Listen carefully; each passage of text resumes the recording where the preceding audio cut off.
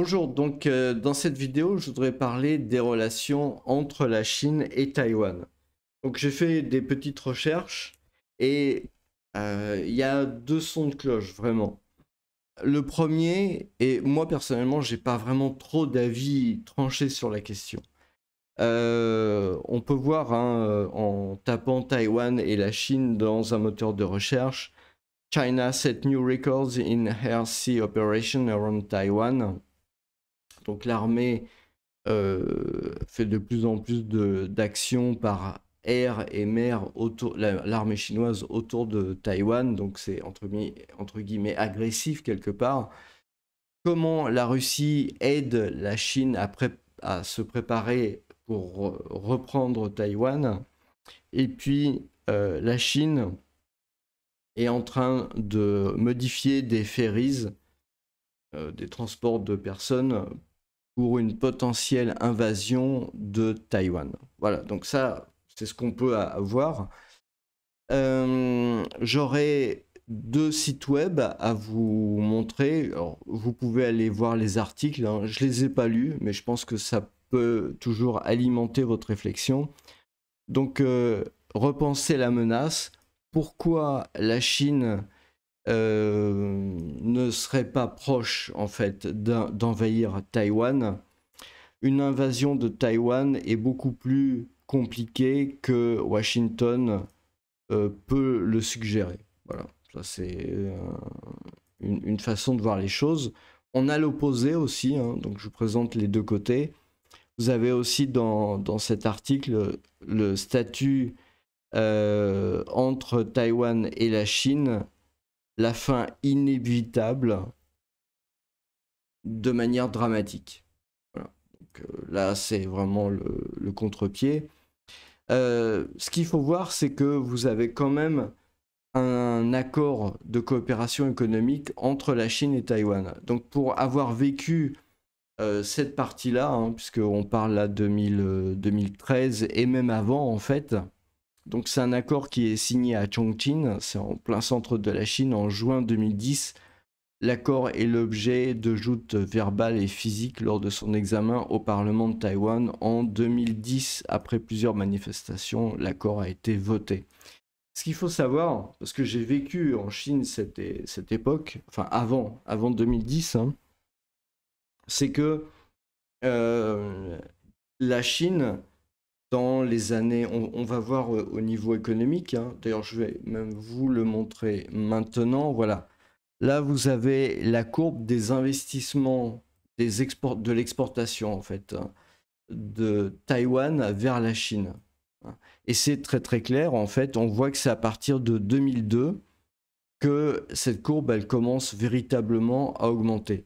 Ce qu'il faut bien voir, c'est que dans cette période-là, en fait, les Taïwanais, d'une part, les Hongkongais, d'autre part, et puis les gens qu'on appelle Huaqiao, ça veut dire, ce sont les Chinois expatriés, la diaspora chinoise, ont beaucoup investi à l'époque, hein, et en fait, une bonne partie du boom économique chinois est liée justement à ces investissements.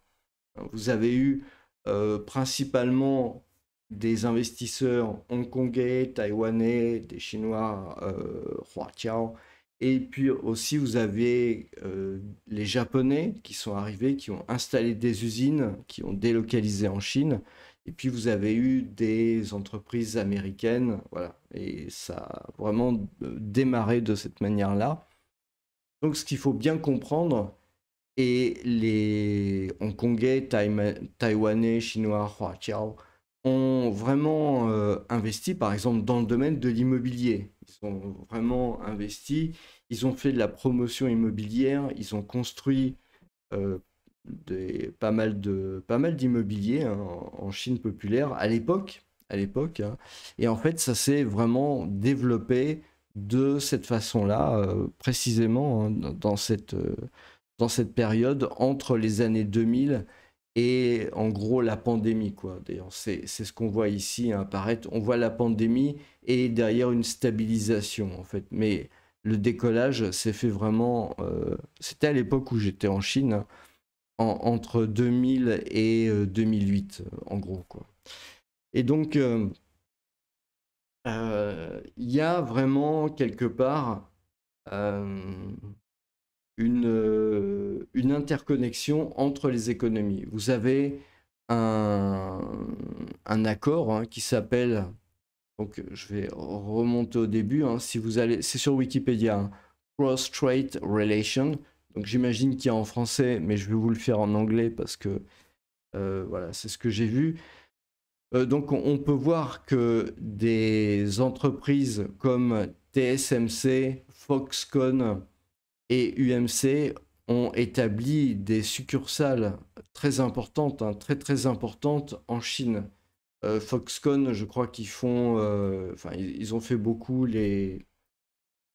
comment dire, les casiers, les racks d'ordinateurs, et puis aussi, je crois, c'est eux qui fabriquent l'iPad, les Apple, les iPhones.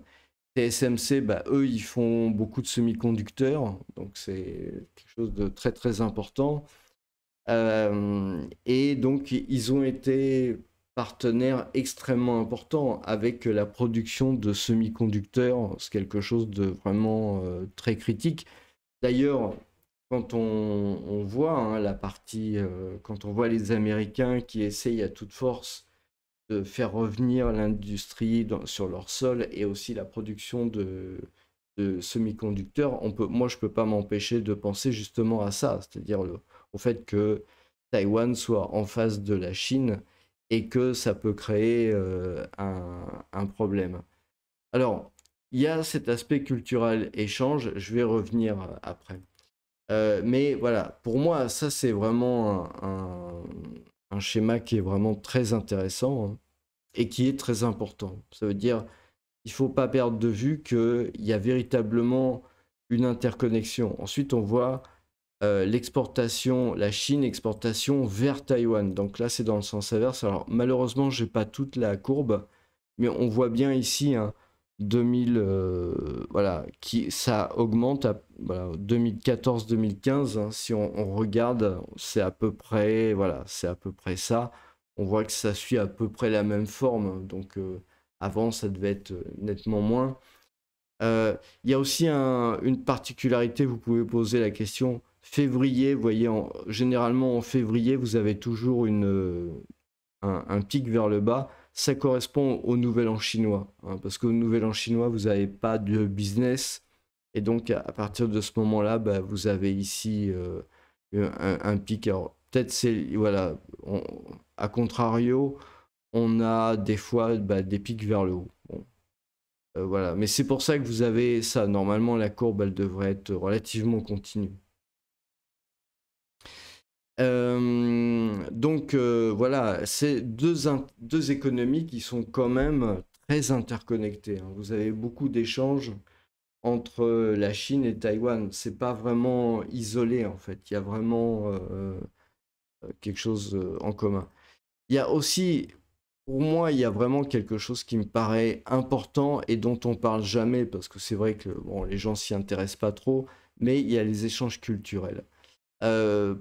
De ce que j'ai vu, encore une fois, moi j'y étais dans cette période-là. En fait, la première fois que j'étais en Chine, c'était en 1997 ici.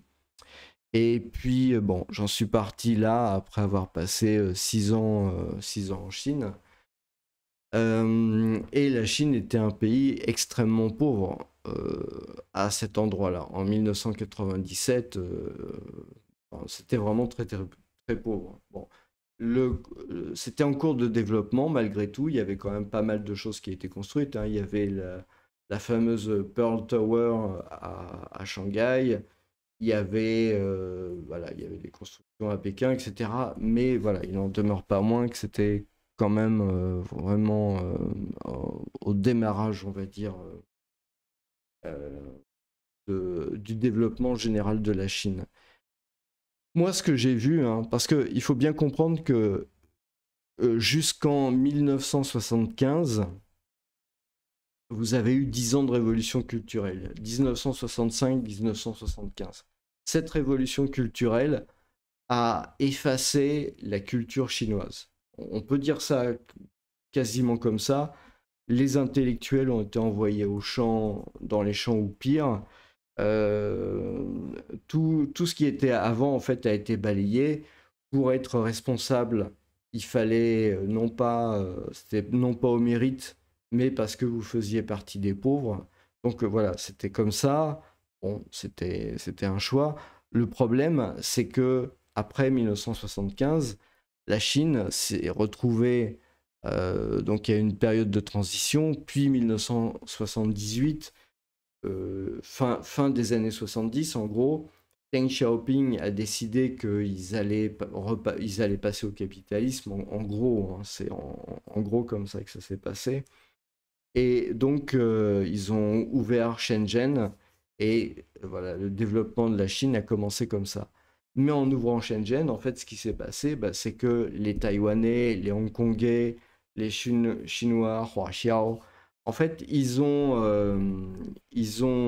revenus en Chine quelque part. Ils sont revenus en Chine et ils ont ils ont ramené avec eux l'histoire et la culture chinoise. Parce que bah, pendant toute la période de la révolution culturelle, ça avait été très dur. Et là, quelque part, ils ont...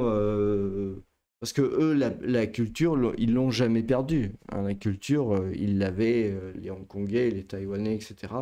Ils l'avaient, ils la pratiquaient, donc ils l'avaient. Et quelque part, ça a réinspiré quelque part ce genre de choses. Et alors que pendant la période communiste, comment dire, les Chinois s'étaient quand même plus rapprochés de l'Occident, peut-être des alors, valeurs, c'est peut-être un terme un peu grandiloquent, mais en tout cas de la façon de voir comme en Europe, etc. Parce que bah, l'application du communisme, qui est une idéologie européenne malgré tout, eh bien, à partir de ce moment-là, à partir du moment où la Chine a commencé à s'ouvrir, la culture traditionnelle chinoise, petit à petit, a retrouvé vraiment son... Enfin, moi, c'est comme ça que je l'ai vécu. Après, d'autres pensent peut-être autre chose, mais c'est comme ça que je l'ai vécu. A retrouvé petit à petit, disons, ses lettres de noblesse, si j'ose dire. Et maintenant, c'est vraiment à fond, quoi. Je veux dire, c'est vraiment l'histoire, le, le premier empereur, tout ça, ça a vraiment, vraiment beaucoup plus d'importance. Mais je pense que, ouais, voilà, une partie, c'est comme ça.